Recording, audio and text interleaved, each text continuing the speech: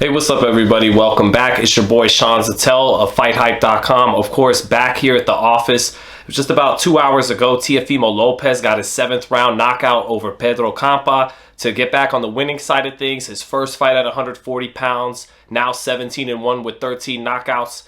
And let's get right into the recap, man. In the first 2 rounds, Lopez, taking his time a little bit, won both of the rounds, but he really settled down and got comfortable in the 3rd round. In the 2nd round, his back was touching the ropes a lot, and that would be the theme throughout the night. He was on the back foot, counter punching, back touched the ropes a lot, but he fought off the ropes better and better and better as the fight went on and began to do some spectacular things once he got into his rhythm. Still flashed the tremendous athleticism, quickness, and ability to counterpunch with power. During the fight, as the fight went on, Campa's pressure was relentless. Kind of, came forward with that rhythm like we've seen guys like Jose Luis Castillo from Sinaloa, that kind of press forward style. But, Campa tried to come harder the more he got hit. But Lopez, more and more as the rounds went on, his defense tightened up. His shoulder roll off the ropes was good. He did get touched at times. Campa got to the body. You could see in the post-fight a little bit of lumps and bruising on Teo's face, but it was a good defensive performance. He flashed the reflexes and the upper body flexibility and movement that he's known for. And after 4 and 5, those counters got more and more spectacular. Some beautiful uppercuts off the shoulder roll, fighting off the ropes. Some beautiful quick combinations to the body, coming up with the left hook, coming over the top with the right hand. Beautiful up jab throughout the night by Teofimo Lopez. Fought most of the night with that left hand low and doing the up jab off that to really set his distance. And then just walked Campa into punches better and better, got his defensive rhythm, slipped a lot. And, really, Teofimo isn't always the most fundamentally sound, but he does unique athletic things, and he has power punches off his pivots. He can pivot off to a side with an uppercut or a right hand or a left hook and throw with power, which is rare, to be able to punch and move on the same time. His footwork is definitely more impressive off the back foot. He's never really shown us the ability to cut distance. He'll lunge in like Roy Jones. I think he did that in the 6th round with a left hook. He'll kind of lunge in to cut distance every now and then, try to rely on his athleticism. But his footwork is better off the back foot than it is on the front foot trying to cut off the ring. 7th round comes around, and Campa, who had eaten about 100 clean punches, first guy at 140 pounds, was able to withstand the power of Teofimo Lopez better than lightweights, 135-pounders will, and that's a question moving forward for Lopez. But Campa eventually walked into a beautiful right hand, left hook that dropped him. He got up, Teo took his time a little bit, and then finished him with some right hands. It was overall, I think, and we'll go to the clip in a second, I agree with Teofimo Lopez on his assessment. It was a B+ performance. Stop that. I graded B+, but after like 9 months or so, I mean, what can you expect? You know what I'm saying? So it's all about now just focusing on, look, I haven't seen my kid in about 2 months. I had to deal with mental issues on that part with the fact that my son's mother was saying that I lost because I wasn't with her. You know what I'm saying? That's brutal. Wow. That's brutal. Well, hey, shit, like Rick Ross and all them say, you wasn't with me shooting in the gym. So it's all about just moving forward. I'm not gonna bash my son's mother because that is my son's mother. However, you don't do that. You know what I'm saying? I'm taking care of them at the moment. The household that they're living under and everything is under the stuff that I'm doing for them. So, at least for my son, not even for her. It's for my son, and I just can't wait to see him tomorrow. Did this win do something for you, feeling positive after all this dark stuff going on the last almost year? Yeah, man, you know what happens is like you give people too much. When you give them an inch, they want a foot. They don't want a mile, they want a foot, and then another foot. And it's all about, I gave someone so much of me, and I lost part of me on that part. Now I'm just coming back, collecting it, and it's tough, man, it's tough. It's really tough, but all things are possible with God. Like I said before, with God, anything is possible. And I'm just focused on that now. Tell me about resonate with something with Danny Garcia a few weeks ago. So with that B+ performance, I think Lopez still showed a lot of flashes of that kind of generational talent that made someone enamored with him, but there's also a lot of question marks at 140 pounds.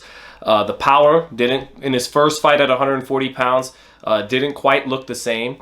And, you know, he did get touched a little bit. He's a natural counterpuncher, and you saw that again tonight. You saw that against Vasyl Lomachenko. But the question is, against taller, rangier guys, is there going to be as much to counter on the outside against if he lays on the outside with shorter arms and a smaller frame than a lot of these 140-pounders?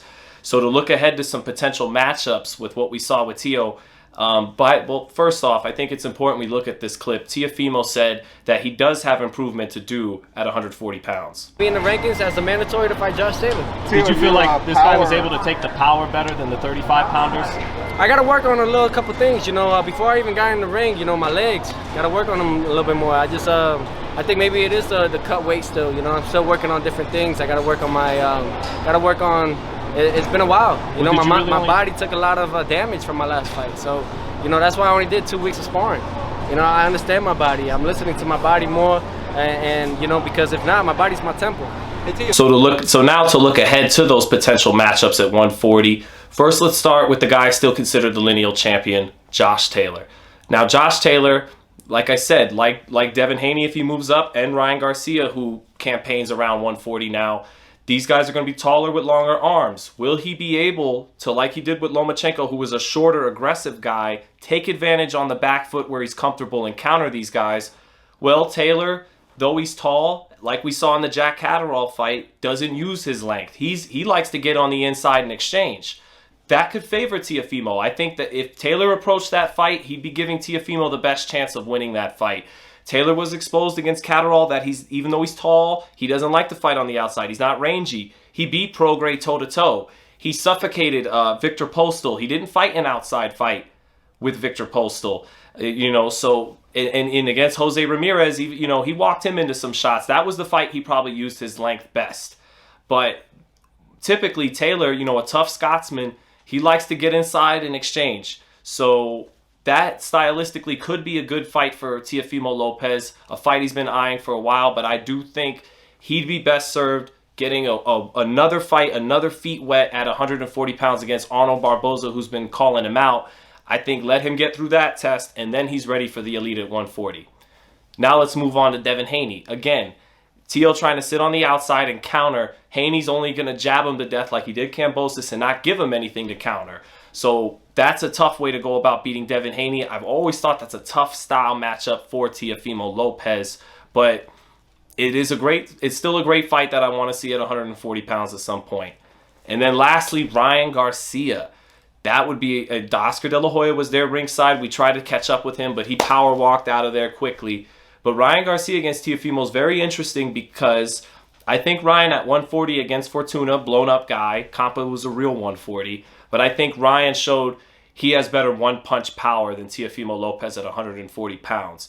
I also think pure speed, what we consider fast, and quickness, agility are kind of two different things. I think Ryan has more pure speed than Teofimo, but I think Teofimo is quicker and more agile than Ryan Garcia. He definitely has better upper body movement. He has more of a punching arsenal, but Ryan looks definitely like the bigger, stronger, and has a harder punch at 140 pounds than Teofimo Lopez. That's a pick'em kind of fight. I think Lopez is the more skilled guy, but he's the smaller guy. So I would love to see that fight. Didn't get a chance to talk to De La Hoya as he power rushed out of there. So in conclusion, it was a very good performance by Lopez. I agree with the B+ he gave him.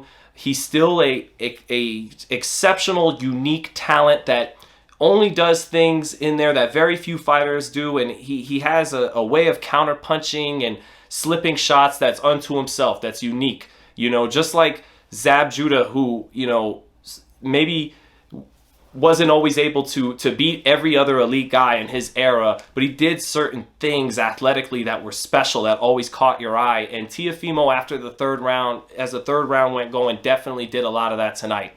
So there's still question marks. He's a smaller guy at 140 pounds. The power didn't look the same as it did at 135 pounds, but he's still this dynamic talent, and 140 pounds, without question, irrefutably just got more exciting with Teofimo Lopez. I'd like to see him in there maybe against Barboza. December 10th is his return date. And then after that, let's get to Josh Taylor. Maybe Taylor happens December 10th. That's not out of the question from what I've kind of been hearing. So we'll see. Thank you guys for tuning in to FightHype.com. Keep it locked in, and we'll be back throughout Joshua Usyk fight week. Thanks, guys.